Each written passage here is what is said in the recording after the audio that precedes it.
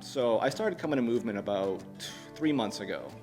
I started coming here roughly 7 months ago. 2 months, maybe a little more. A friend of mine at a particular church says, why don't you try Movement? It was about a year ago. I says, yeah, Movement, what's that? You know, what is that?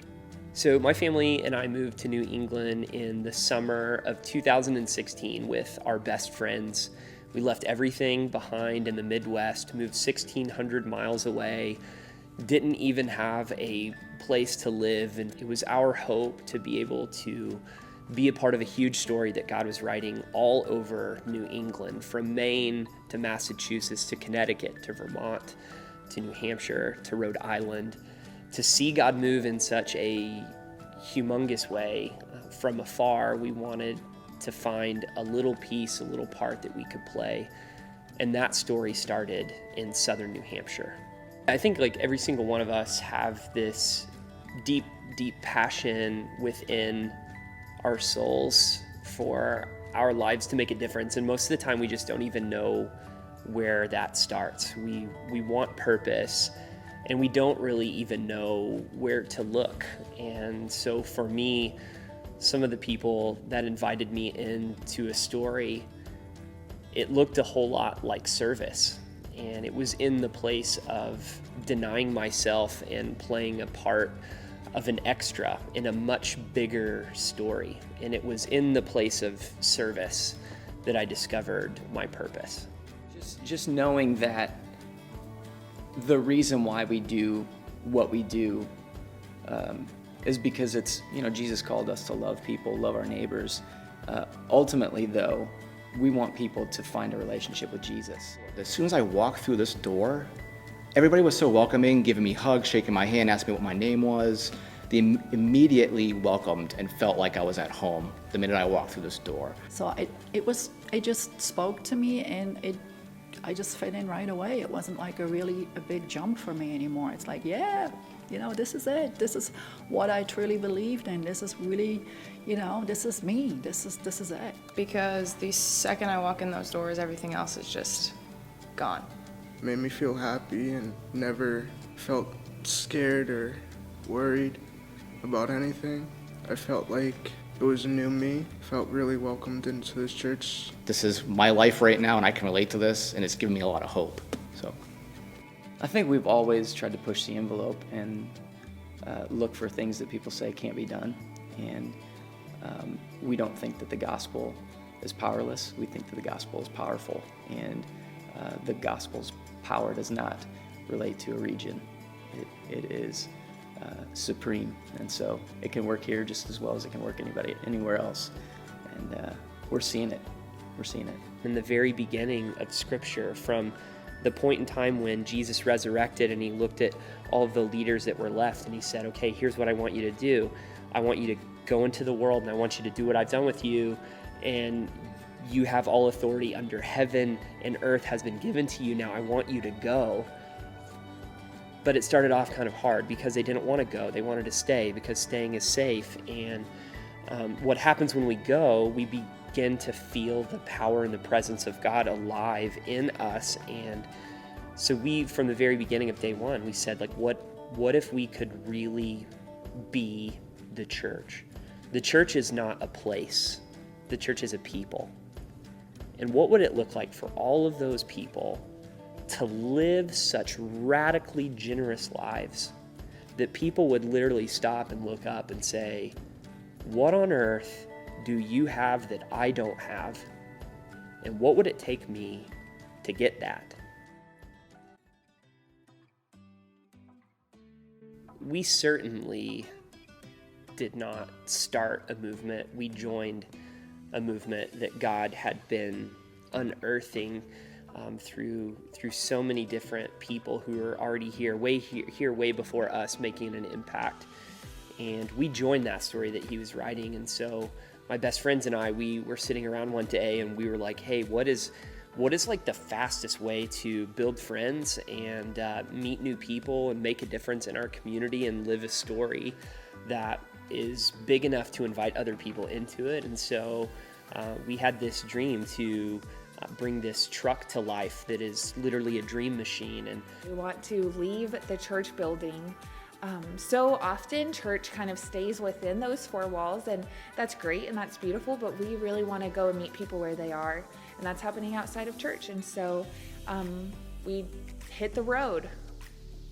Well, I think anytime you have a monster-sized truck with a big wrap on it, it draws attention. And so our hope was to draw attention to the fact that we think that love is the best way to change the world. We've tried as a people to change the world with a lot of different things, and I don't think we've given love enough of a shot. And so the truck is just this big billboard to just rally a group of people who are willing to love relentlessly and without strings attached. And so I think every time people see the truck, they're inspired. They're ready to smile. They're questioning if they don't know anything about it. They're like, what is that? And I want to be a part of it. so we started taking the truck to different parks and passing out popsicles for free, which just totally freaked everyone out. Nobody could understand why on earth would these complete strangers drive all the way here to our town to pass out popsicles for free. What's in it?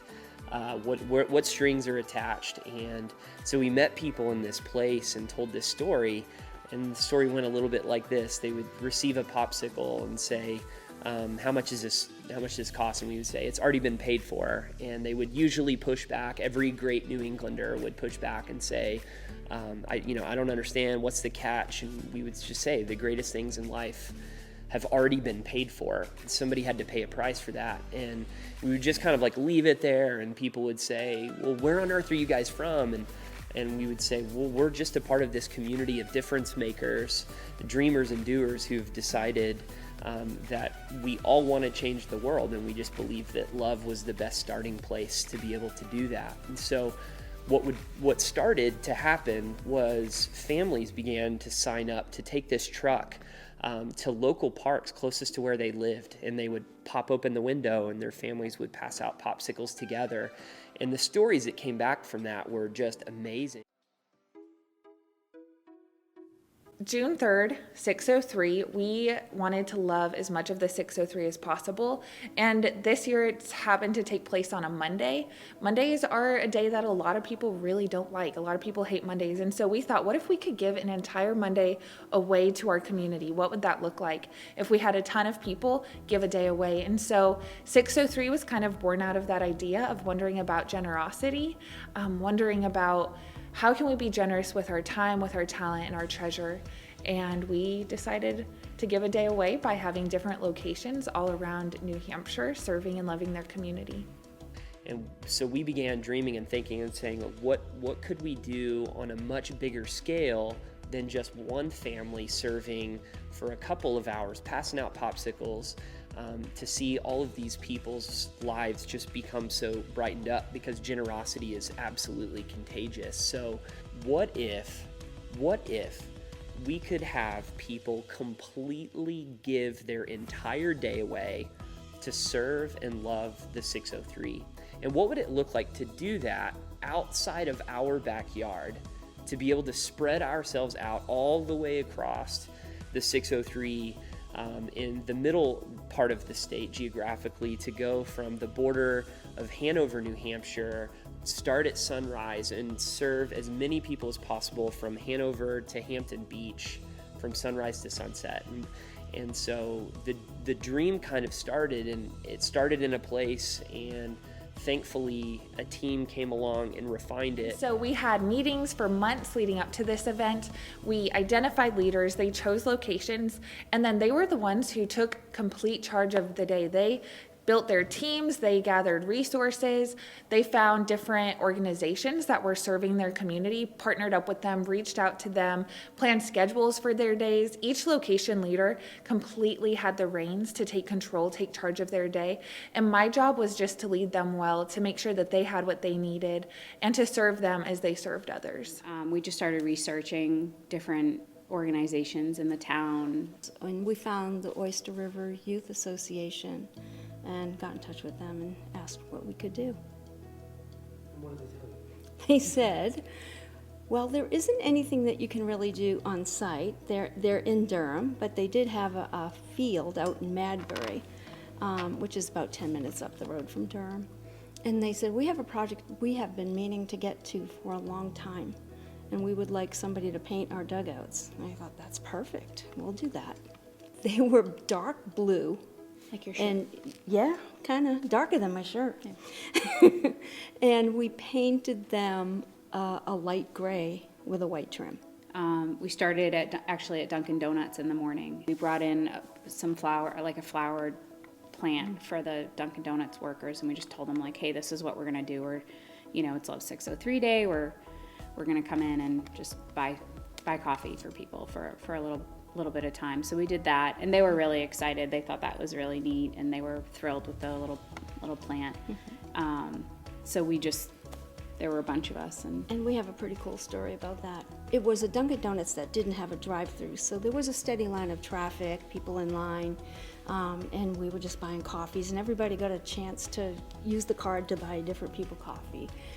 Well, as the numbers were going up, the order numbers, $5.99, $600, somebody behind the counter said, hey, whoever gets 603 should get a bonus. Well, she was standing in line to pay for her order that she was bringing to Harmony Homes, and she got order 603. so everybody was, yelling and clapping, and that was so exciting. They thought that was So, pretty cool. Yeah, it was fun. It's been amazing, actually. It's been all hands on deck all day, loving and serving, and all the kindness. Everybody's hearts are really just into the day. We got up about 3:30 this morning. Everybody showered, got dressed, had breakfast, and headed over to the senior center. My boys and I washed buses.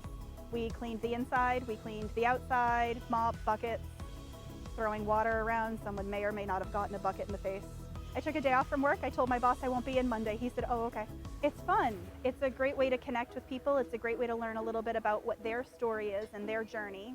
Maybe we'll go and clean up a park. If there's trash on the side of the road, we'll pick it up. We're really open to doing anything. So we're from Charles River Laboratories. So my company gives us 8 hours to use to volunteer places.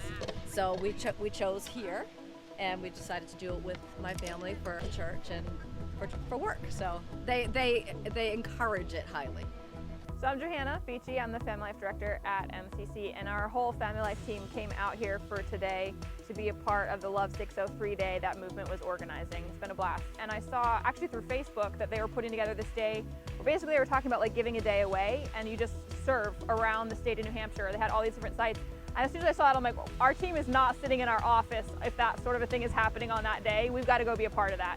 What it really shows me when churches, when believers and people who love Jesus will just come together and just set aside everything else and just say, we're here to serve people and we love you, and it doesn't matter what our church name is, it doesn't matter whether we go to the same building, like that's not the point. We love Jesus and we love you. Like our whole state is transformed because of it. And there's just thousands probably of people that are experiencing this is what the church looks like today when they may not have ever seen something like this before. And there's just like the power of that, we're only beginning to understand, I think. If the church in New Hampshire will come together and do something like that, so many people get to hear about Jesus and see him in a very real way on days like today. Happy 603 Day, everybody. Happy 603 Day. And I want to wish you a happy 603 Day. Happy 603 Day. Get out and volunteer, people. My name is Charlotte. Happy 603 Day. Woo! Happy 603 Day! Happy 603 Day! Happy 603 Day! Happy 603 Day!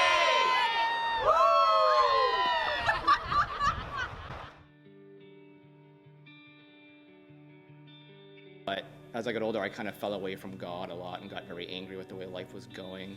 I struggled with depression and anxiety. Most recently, I lost a friend to suicide last September. Went into a very dark place, felt very hopeless, didn't know where to turn to. I was introduced by my brother Mike, who's been coming here for a little bit longer. He'd been going through some rough times, and he actually opened up to me and said, I have to admit to you that I'm going to church again, and these people have helped me, welcomed me into their family, and helped me out a lot over the short time I've been here. So I was thinking, anybody that's helping my family definitely can become family and friends to me. So he asked me to come with him one day, and I did. And the minute I walked through the door, I was immediately so happy that everybody was so friendly and became like friends and family. It opened my doors to reconnecting with Jesus and God. When I was in that dark space, and there was a lot of things that happened in my life, and I blamed God for a long time, and a lot of my family and friends were like, you can't blame God for that, it's not God. God actually has a plan for you. He's actually probably trying to protect you, what you're going through. And I didn't believe that at first, but the more I came here, I really got a sense that they're right, they're absolutely right what they're telling me. And everything started to make sense once I came here, and I felt a sense of peace with myself and the world around me. I really reconnected with God's love and His plan for me. So the decision to get baptized was to start over, renew my life, and pretty much go on a better path than where I was at. I grew up in Nashville. I was introduced to God by my grandfather when I was a kid. I didn't really know much about him or any of that, so he brought me to church every Sundays. He made me feel whole, you know. He made me feel like someone was there with me. My grandfather would be like my number one inspiration. He died roughly when I was 7 years old. I had a really hard time. I was in the hospital for alcohol poisoning. I had a lot to drink. I died 4 times that night and had multiple seizures. And just to come here,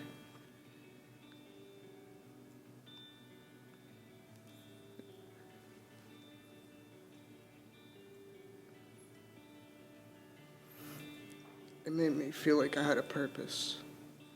And just walking into those doors, everybody introducing themselves, and made me feel happy and never felt scared or worried about anything.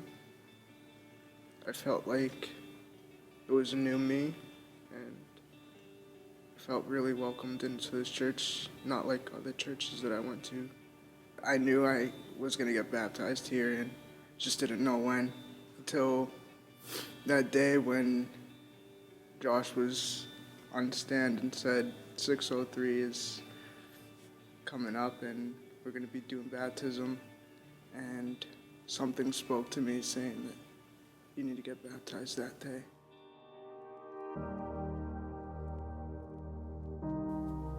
The reason why we do what we do is because it's, you know, Jesus called us to love people, love our neighbors. Ultimately, though, we want people to find a relationship with Jesus. And knowing that we were driving to the beach to watch 8 of our friends decide to follow Jesus forever and be baptized, man, that was what continually just went through my head. I'm like, I can't believe this. I can't believe this. I can't believe 8 of our friends are going to make that decision, be baptized. And just the culmination of walking up and seeing so many people on the beach. I mean, it was surreal, for sure. Every one of us want our lives to have an eternal stake, not just to make a difference in the here and now, but also to bring the then and there here and now.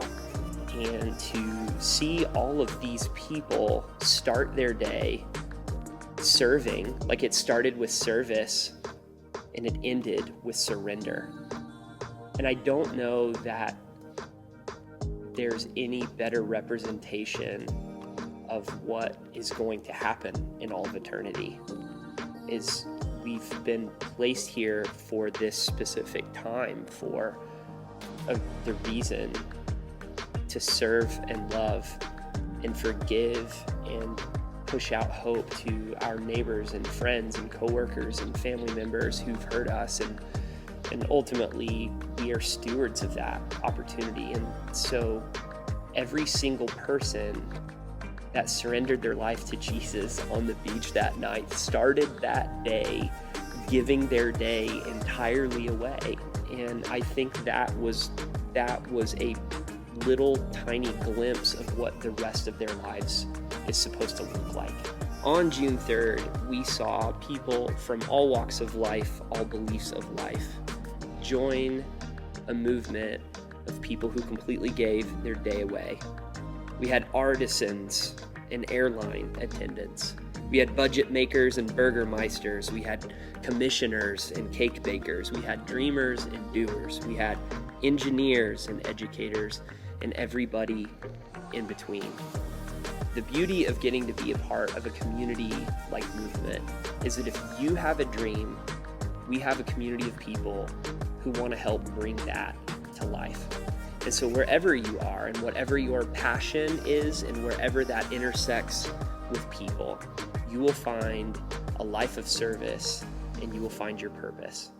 Wherever your passion intersects with people might be exactly where God is wanting to dispatch you to make a difference.